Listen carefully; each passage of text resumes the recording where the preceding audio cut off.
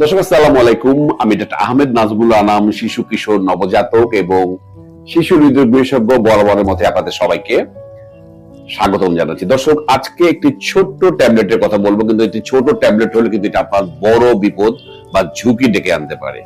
আজকে আমি সেই ট্যাবলেটের কথা বলবো যেটা আমাদের দেশে বিদেশে কোটি কোটি মানুষ প্রতিদিন আমরা খুঁজছি, এবং আমরা যখনই আমাদের ঘরের যে ওষুধের বক্স খুলি, বুঝে হোক না বুঝে হোক, জ্বর কাশি ঠান্ডা হলে আমরা এই প্যারাসিটামল ট্যাবলেট সিরাপ বিভিন্ন ফর্মে খাচ্ছি। কিন্তু আমরা কি জানি যে এই প্যারাসিটামলের যদি ওভারডোজ হয়ে যায় সেটা কিন্তু আমার লিভার ফেলিওর একটা মূল কারণ হয়ে দাঁড়াতে পারে। দর্শক, আপনাকে একটি প্রয়োজনীয় তথ্য ভিডিওতে ঢোকার আগে বলবো যে ইউরোপ বা আমেরিকায় বা ইংল্যান্ড বা আমেরিকায় কিন্তু অ্যাকুট লিভার ফেলিওর হওয়ার 50 থেকে 60% কারণে কিন্তু প্যারাসিটামলের ওভারডোজ। সুতরাং আপনি যদি দিনের পর দিন ওভারডোজে প্যারাসিটামল খান না বুঝে, তাহলে কিন্তু বিপদের কারণ হয়ে দাঁড়াতে পারে। আমার কাছে অনেক সময় চেম্বারে এসে বাবা মারা বলেন, স্যার আপনি তো লিখেছিলেন 1 চামচ করে নাপা দিতে বা প্যারাসিটামল দিতে, জ্বর একটু বেশি ছিল বলে আমি 2 চামচ দিয়ে দিয়েছি। আসলে এর কিন্তু কোনো সুযোগই নাই। প্যারাসিটামলের ডোজ কিন্তু আপনার ফিক্সড।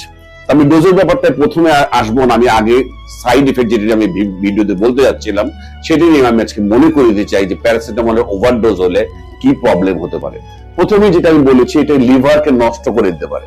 যদি আপনি দিনের পর দিন অযাচিত ভাবে ওভারডোজে প্যারাসিটামল খান এবং বুঝে না বুঝে প্যারাসিটামল খান, তাহলে কিন্তু লিভার ফেলিয়ার হতে পারে, কিডনিতে সমস্যা হতে পারে বা কিডনি ফেলিয়ার হতে পারে, শরীরে বিভিন্ন রকম র্যাশ হতে পারে। স্টিভেন্স জনসন বলে একটা সিনড্রোম, একটি রোগ আছে যে রোগে সারা গায়ে হঠাৎ করে র্যাশ উঠে যেতে পারে এবং শ্বাসকষ্ট হতে পারে। আর দিনের পর দিন আপনি যখন এটা কনজাম্পশন করবেন, খাবেন, তখন এটা স্লো পয়জনের মতো কাজ করতে থাকবে। আপনার শরীরে বিভিন্ন শরীর বৃত্তীয় যে প্রক্রিয়া, যে মেটাবলিজম থেকে শুরু করে সকল শরীর শারীরিক প্রক্রিয়া কিন্তু সে ব্যাঘাত ঘটাতে শুরু করবে। তাহলে সাইড ইফেক্ট যেহেতু জানলাম আমরা, এই প্যারাসিটামলটা আসলে করে কি? আপনি বুঝতে পারছেন যে প্যারাসিটামল আমরা খাই জ্বর বা আমাদের শরীরে ব্যথা কমানোর জন্য, কিন্তু প্যারাসিটামল কিন্তু আমাদের শরীরে যে অন্তর্নিহিত যে ইনফ্লামেশন, যেটার জন্য আপনার প্রবলেম চলছে, ইনফ্লামেশন কিন্তু কমায় না, বা বাংলা যেটাকে আমরা প্রদাহ বলি। তাহলে সেই জিনিসটা যদি আমরা এইভাবে বুঝি যে প্যারাসিটামল আপনার ঘরে আগুন লেগেছে, আগুন নিভাবে না, কিন্তু উপরের ধোঁয়াটা সে কমাবে, তাহলে ভিতরের প্রবলেম কিন্তু রয়েই গেছে।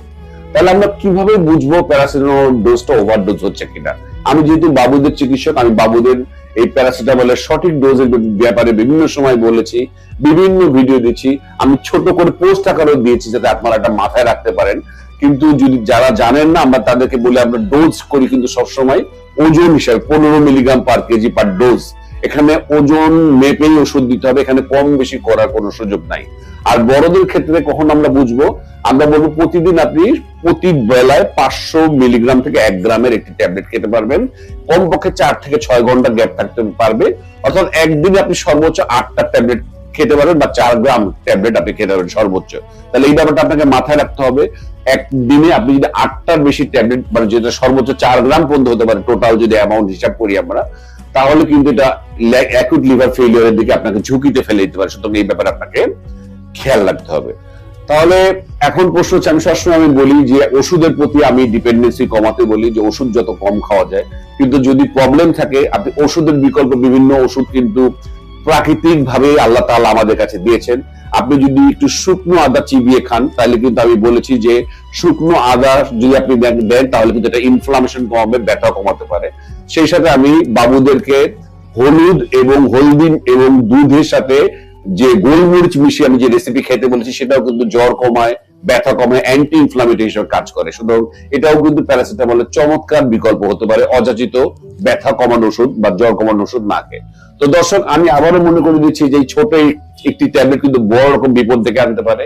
অযাচিত ভাবে বুঝে না বুঝে কিন্তু প্যারাসিটামল ট্যাবলেটের উপর আপনার ডিপেন্ডেন্সি কমান এবং সঠিক ডোজে খান, এবং আপনার বাবুকে কিন্তু সঠিক ডোজে, ডাক্তার লেখা ডোজে আপনি খাবেন। এর বেশি দেওয়ার কোনো সুযোগ কিন্তু নাই। আজ এ পর্যন্তই। পরবর্তী নতুন কোনো টপিক নিয়ে আবারও হাজির হব। সেই পর্যন্ত বরাবরের মতোই আল্লাহ হাফেজ।